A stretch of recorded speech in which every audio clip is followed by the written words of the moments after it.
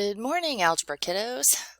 I'm going to start trying to record a video each morning for you guys. It kind of just goes over what you're supposed to be doing that day, and I'll talk a little bit about common errors that I'm seeing, things like that. It's Tuesday, March 24th. I do have some Pinterest posts. I know when we were in class, you guys didn't really enjoy them all that much, but I have them for the course 3 kids. They get a kick out of them, so I'll just go through them real quick. When you normally spend all your time at home anyway, but now the government says you have to, well, now I'm not doing it. Yeah, you guys aren't that rebellious. Comfort Inn, now pet friendly, except for bears. We're not making that mistake again. I'd like to know what the story was behind that. Hair salons closed, nail salons closed, lash salons closed. It's about to get real ugly out there. I know my daughters were complaining they can't go get their hair done. Travel plans for the weekend, to the window, to the wall. I know, I'm hilarious. At least I think I'm funny. And here we were, New Year's Day, looking forward to 2020, 3 months later. I hope you all have toilet paper and disinfecting wipes. I have toilet paper. It's not good toilet paper. It's that real cheap stuff. Anyway, on Edge Elastic, you guys should have completed both of the McGraw-Hill assignments. They're not due until April the 6th, but you definitely want to start with those first. But moving into new material, this is where it's going to get tricky. I did record some video examples for this 6-3. This is for you guys, and you won't see these other ones. These are the course 3 kids. You're going to see 6-3 compound inequalities, notes, and examples. This is where I have a video that explains how to do the problem. It shows you all the steps, shows you how to write the answer correctly. All you have to do is pretty much watch the video and then type in the answer that I give you at the end. The only problem you're going to have with that is I'm very specific about the format of how to type the answer in, and you encountered some of this in 6-1 on McGraw-Hill when they talk about set builder notation. So that's what I'm going to talk about today. Also, there's a vocabulary assignment. A good number of you have already finished that. Make sure you're also getting your Alex minutes in. Okay, so for today, I want to talk about set builder notation. I have here a problem that is just an example of a multi-step inequality. We've already done these, but we've never used set builder notation to indicate the answers on these. So let me go ahead and go through this with you just for a review. First thing you want to do is get rid of these parentheses. So, and excuse my handwriting on this because I will tell you, this thing is really hard to write on. We're going to distribute that -5. -5 times 2x is -10x. And -5 times +9 is -45. Okay, is less than or equal to 2x plus 3. Okay. Now we have an opportunity to combine like terms over here. 6x minus 10x is -4x. Minus 45 is less than or equal to 2x plus 3. Now we want to get all of our variables on one side, and it's generally in our best interest to get rid of the smaller variable. So we'll get rid of this -4x by adding 4x to both sides. That gives us -45 is less than or equal to 6x plus 3. Right. Now to get the 6x by itself, you subtract 3 from both sides. That'll give us -48 is less than or equal to 6x. Divide both sides by 6. And we have -8 is less than or equal to x. Now, if you put the answer in Edge Elastic like that, it will mark it wrong because I want you to get used to using set builder notation. So the correct way to write this answer is you start with the curly little bracy thing, and then you write the variable that you're solving for. Then you have a long vertical line. It's actually called a pipe or a pike in math, and it's on the key directly above the enter key on your keyboard. That just says this is the solution for x. Then I have the variable always on the left, because in the teacher edition that's how they had them. I notice on McGraw-Hill it accepts it both ways.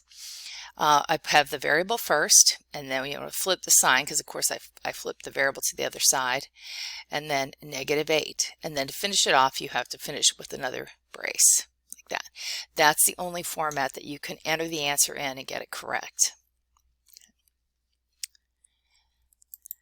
Moving into 6.3, this is our new material ground. These are two inequalities separated by and or. When you're solving an or problem, you will always have the word or. There's not a way to write it without the word or. And we have some flexibility. We'll do that next.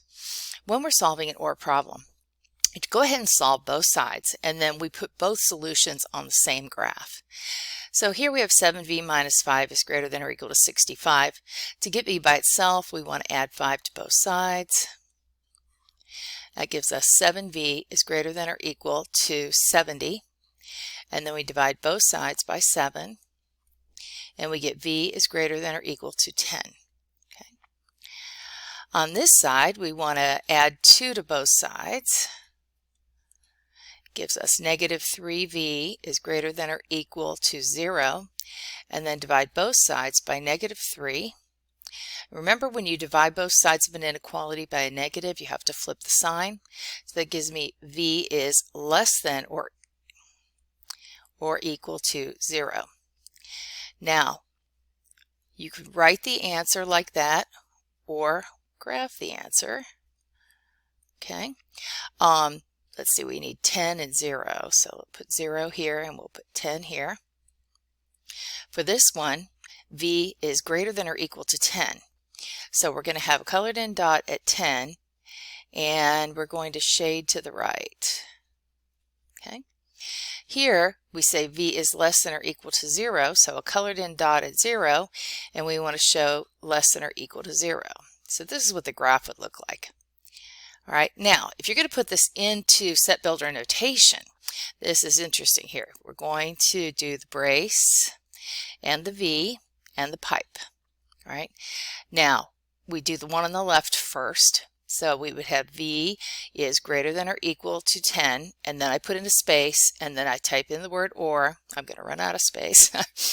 And then I put in the second inequality, V is less than or equal to 0, and then another brace. It's kind of tedious typing in the answer, but that's the format you're going to have to use if you want it to be counted correct. So for my last example today, I have an and. Now you're going to be saying, what? There's no and in this problem. I told you and can be written without the word, and this is how it would look if you were writing an and inequality without the word and. It's just all strung together in here. And you're going to want to separate this into two different problems, okay? For the left, we have -36 is less than 3p minus 6. But over here, you're going to have 3p minus 6 is less than -15. So we've separated this into two problems, and we've used the 3p minus 6 both times, okay? Over here, add 6 to both sides. And we get -30 is less than 3p. Divide both sides by 3. And we get -10 is less than p. That's one half of the answer. Over here, again, add 6 to both sides. We get 3p is less than -9. Divide both sides by 3. And we get p is less than -3. Okay, and this is an and problem. So in order for the solution to solve for p, it has to solve both of these. What this would look like on the number line,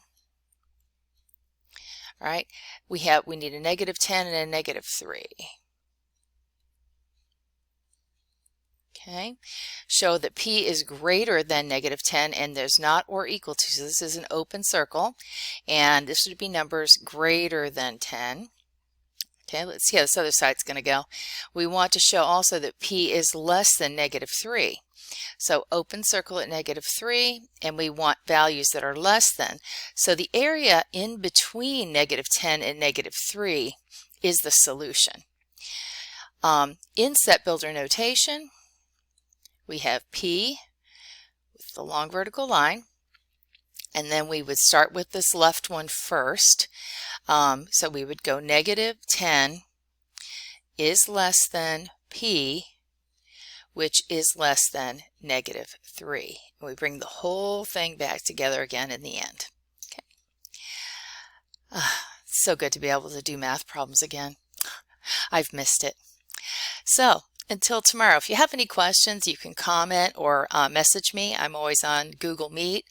Not Google Meet. No, I don't like that thing. I'm always on Google Classroom, and you can also email me if you have any questions, and I can address them in tomorrow's video. All right. Have a great day, guys.